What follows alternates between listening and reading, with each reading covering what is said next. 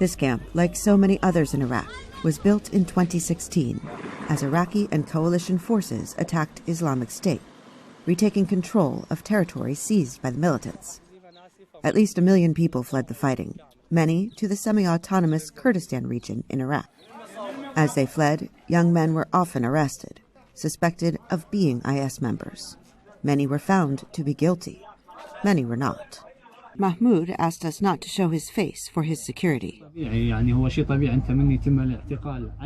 I was arrested, accused of helping IS. I was investigated and tried.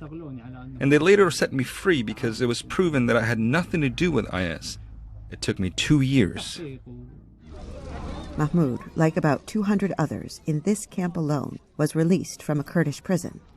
But his release papers are not recognized outside the region, in mostly Arab Iraq, where his family lives.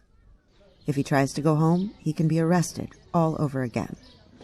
And while the Iraqi government makes plans to close displacement camps across the country, currently housing about 2 million people, families like his are settling in.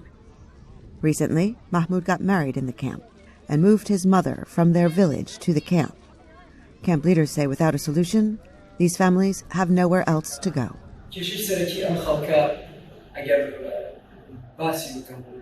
People here are bearing the cold and the extreme heat in these camps with limited humanitarian support, simply because they cannot find security elsewhere. Young men living in the camps say the stigma against them is growing, and it is dangerous. 21-year-old Mohammed also asked not to be identifiable on camera.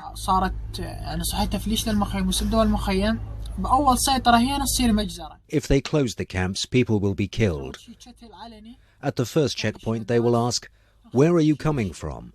Why were you living in a camp all this time?"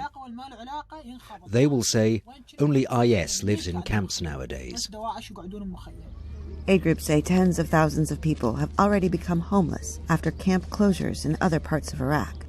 And former detainees here, whose release papers are not recognized in other Iraqi regions, say their homes may be lost to them forever. Heather Murdock, VOA News in Istanbul, with Halan Akoiy in the Hassan Sham Camp in Iraq.